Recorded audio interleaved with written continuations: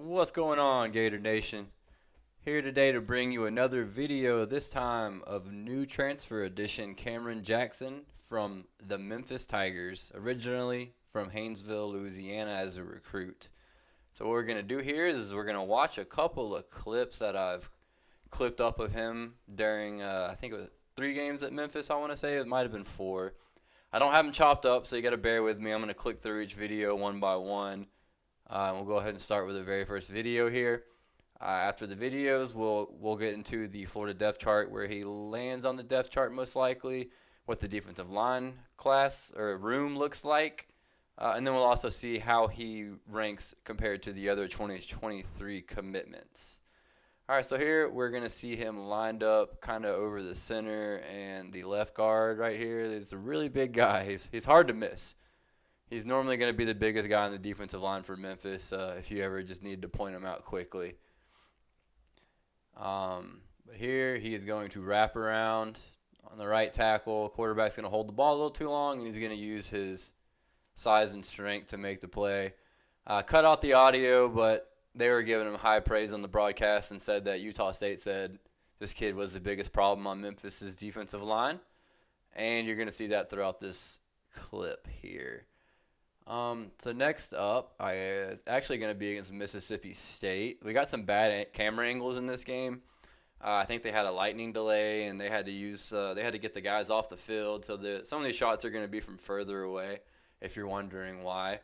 But this is a good game right here. I wanted to clip up because he had a pretty solid game, and it's against an SEC team. So you get to kind of see a preview of what he looks like against a pretty decent SEC team. So here he is once again lined up over center. Centers, if you try to block him one-on-one, they're going to have problems. I think this might be the highlight where they block him one-on-one.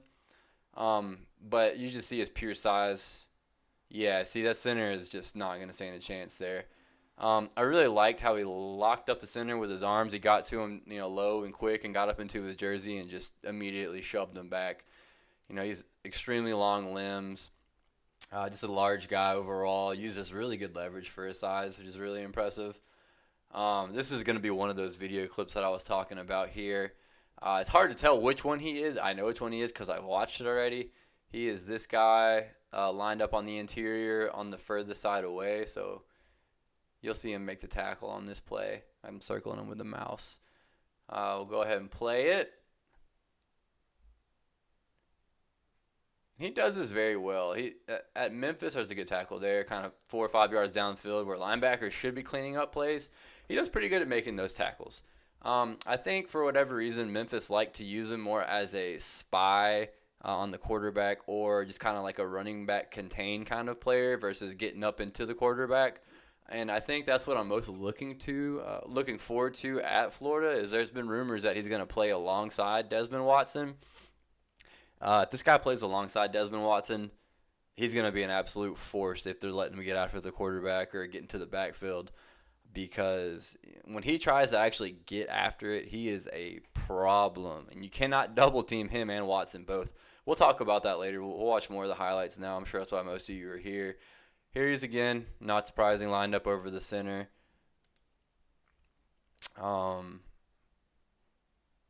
You'll see. This is just going to be kind of a clip of him getting out in space. He doesn't technically make the tackle, but you saw he didn't give up on the play. He read the screen or whatever. That was just a swing pass pretty quickly. Got out there and was close enough to make the play. He probably would have made the tackle if one of the other guys wouldn't have came in and cleaned it up. Again, against Mississippi State. Here you're going to see him just become a problem. That's what I was kind of talking about with the running back contain that he does, or the quarterback contain, whichever one he does. He uses his hands very well. He'll reach out and he'll drive. We'll see if we can watch it in slow motion. So he'll reach there. You see him get the leverage right there on the offensive lineman, grabbing his shoulder pads. There's no way the offensive lineman's going to win that against a guy that size. You can see he gets pushed a little bit, but he's more focused on containing the running back and clogging the lane, which is exactly what he does. Because that running back wants to get outside right here, probably, I would imagine, is the best looking spot. And he knows that that's his responsibility. So he contains it, turns the running back in, maintains his block, and the running back doesn't go any further as soon as he gets to him there. He actually gets driven back. And that had a lot to do with Cameron Jackson right there. All right. I got to keep up with which clips I'm on. So here we go. Last play against Mississippi State. I think. This is a pretty cool play if it's the one I'm remembering correctly. Where he is going to do the same as we've talked about. Yeah, he just comes in and cleans up the running back. And he does that a good bit as well. Like I said, I only have 3 highlight tapes of him, or 3 games of highlights.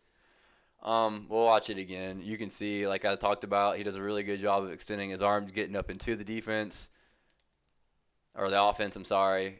He does a good job of disengaging, reading the play, and then coming in and just cleaning house. Moves very well for his size. I mean, that should be very obvious in these tapes. And lastly, we'll watch his highlights against Tulane, which I think was by far his best game that I watched. I watched him play a couple other games as well, as far as just, kind of making sure I was trying to keep up with it all throughout every single game. And this was definitely his most active game. It was kind of later in the season where it seemed like the guy that he rotated with a lot was either hurt or out this game or just didn't play as much. So he played a lot more plays this game, and Tulane's offense, as we all know, is a problem. We saw it against USC. But this is maybe one of his more impressive overall highlights right here, where I was talking about earlier. If you leave a guard or a center one-on-one to block him, they're normally not going to win. It's going to take an elite first-round NFL talent to stand a chance for this guy one-on-one. And we'll see it right here against this center right here for Tulane. That's actually the guard, but I mean, he absolutely destroyed the guard. Got up in Pratt's face right there, the quarterback for Tulane. Watch it one more time. And just made him rush the throw. You can see again, just boom, hits him with the hands, immediately drives him back. Boom, in his face, throws him off, sheds the block. Guy doesn't stand a chance anymore. And he's already in Pratt's face. That's an uncomfortable pocket. And when you're 6'6", you put your hand up like that, the quarterback's not going to be able to really see his target and is going to rush the throw. So that was an excellent play right there by Cameron Jackson. And we'll go to the next play. Sorry for all the clicking and everything. I'm going to try and chop these videos up. I'll pause this real quick. I'm going to try and chop these videos up going forward. I just don't have a lot of time to do it all right now.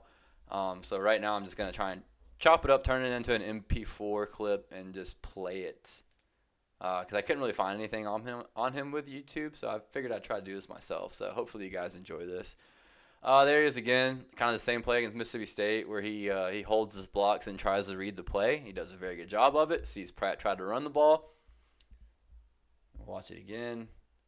Engage, disengage, engage again with the running back. But that running back didn't stand a chance and slam him to the ground. Probably needs to watch out there slamming him like that. Some referees will not like that one bit. But an excellent play. I'm sure Pratt was not feeling good after that play and has a very good memory of him on that play. And we'll go to this play. I think this is where he makes back-to-back plays. He's going to be lined up in the center like always. And this is the play I thought of earlier where his helmet's actually going to come off, I believe, and he's going to make the play. No, this is where he just rides the running back. That's the next play. But, again, like we talked about, excellent job holding up right here. Reading the play, looking for the running back, disengaging, making the tackle, and limiting the guy to another maybe 2 yards. And that was basically by himself. How many Florida defensive linemen do we see making those kind of plays in the past few years? Not many. Especially against guys that are that talented as that Tulane running back right there. That kid is a special player. All right, this is the very next play right here. Here he is once again. Not hard to see him. See him drive up. And, yep, this is where his helmet comes off, and he's still going to make the tackle on the quarterback. But just once again, we'll watch another highlight right here in the same play again. I just absolutely love how this guy will come up, engage, will keep his head up. You can see him right here. This is a perfect freeze frame right here. Keeps his head up, looks where the ball is, uses his arm to extend, get the offensive lineman off of him, and then react. And once again, that may not be a touchdown without Jackson. Maybe. Either way, it was not because of him. And the last highlight here, and then we'll get into the rest of the video. Here he is, as always, lined up over the middle. He wears a sleeve typically, so hard to miss him. And this is where he's just going to drive through a double team. I just wanted to clip that one. Just wanted to make it stand out. He's double teamed very often, very often. You can tell the other team's offense is always game plan around him. When he comes off the field, it's very obvious when he's off the field. Memphis defense struggles a little bit more, at least in the run game that I saw. But, here he is. They're going to leave the right guard in the center on him. Or, I'm sorry, the left guard in the center because they call it stunt. They faked me out. It would have been a sack against me.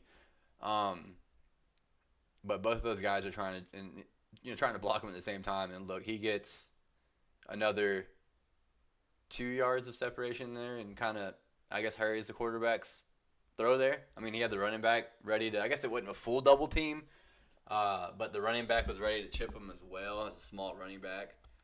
But there's that part of the video. I hope you guys enjoyed those highlights and were impressed as I was in those highlights. I think he's going to be an excellent addition at Florida.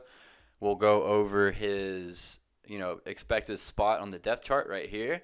As you can see, there's a lot of colors on the depth chart now that I keep up with. Yellow is new additions. Red is transfer portals. Blue are guys that are gone. And purple are guys that I think may transfer, if you were just wondering. But we can see here the current projected starting three, because you can see down here we have the edge guys at linebacker, which is technically a fourth defensive lineman or a third linebacker, however you want to look at it. The starting three defensive linemen in my book are currently Princely Umunmalin, Desmond Watson, and then Cameron Jackson. Look at the size of these two guys right here. Desmond Watson is 6'5", 415. I'm imagining he'll lose a little bit more weight for next year. And Cameron Jackson is 6'6", 340. I mean, absolutely massive. And then not to mention the video we've already talked about before, Caleb Banks at 6'7", 300 or 310, whatever he is. Florida's defensive line are going to be monsters. They're going to be the first guys off the bus, and the offenses are going to know they're going to be in for it that day when they play against Florida's defensive line. But for now, I have him projected to start alongside Watson. I think that is going to vary greatly depending on the team they are playing, depending on the packages they go against. For instance, when they play against Georgia, we very well might see both of these guys on the field at the same time. It makes it a little easier on Florida's linebackers to worry more about coverage and play action when you have these two guys on the field on the D-line, because it makes it a lot harder to do a power running game against these guys when they have 415 and 340 pushing back. One of those guys has to be single blocked, and they're going to win 90%, 95% of the time against, a single block offensive lineman there. So I do think you'll see them start a lot. I think these numbers could, it doesn't really mean a lot. All these guys you see with twos next to their name are going to play almost as much. They may not play as early in the game. They may play as early in the game. I'm not sure. I think Caleb Banks will probably play just as much as Desmond Watson and Cameron Jackson. I think he's an excellent addition. I think Chris McClellan's going to play just as much as all those guys as well, and he's a big kid. I actually think he will be the Desmond Watson backup, and I think Caleb Banks and Cameron Jackson will kind of rotate in that Dervon Dexter role. And then we have, our last few guys here. Florida had an excellent defensive line freshman class. Kelby Collins is coming off of an MVP performance in the All-Star game. I like Cameron James a lot as well. Will Norman had an excellent week of All-Star practices. Gavin Hill's the local kid with a ton of upside and a ton of heart. What I really think is going to happen here at this position, I think you're going to see somebody switch to edge. I don't know who it's going to be exactly. I think you got to look at Princely Umunmalin as a candidate, and maybe you can have Caleb Banks as a starter along with those other two guys, and then you just have a ridiculously large defensive line. I think you could see Tyreek Sapp or Justice Boone switch to edge as well. And then you kind of just fill it out with the rest of the guys there. And, you have a studly group at defensive line. And then we'll go look at where he stacks up on our commitment list now. You can see him. I got him highlighted gold for the video. He comes in as the number 9 overall recruit in this class. I have him down as a 90 on our talent score. I don't think 247 has given him that rating yet, but the fact they made Caleb Banks a 90, I think Cameron Jackson's going to be all of a 90. He could be higher. I could have him on the low end. But if not, either way, he gets a 7.8 on our Gator Rater, a great score. He's going to be an immediate impact guy. Gave him a 10 because he's probably going to be a starter, if not, at worst, a rotation player who's on the field, over 60% of the time, I would say, or maybe 50% of the time. Right there with Caleb Banks, actually, the other transfer defensive lineman we've mentioned several times. They both have the same exact grade, and then Jordan Castell comes in tied with them as well. The reason they're above him is because of their impact. I think they're going to be obviously more immediate impact players. So you got two top 10 players in this commitment list coming in at the defensive line, transfer portal. So really big deal. I think they did an excellent job filling some needs with these two guys. I think Cameron Jackson is going to be an absolute nightmare alongside Desmond Watson and Caleb Banks and Chris McClellan. All those guys I think are going to have field days next year, and I think this defensive line is going to improve significantly. That'll be it for this video. Hope you all enjoyed. If you could please like and subscribe, I appreciate that as always. And until the next video, go Gators.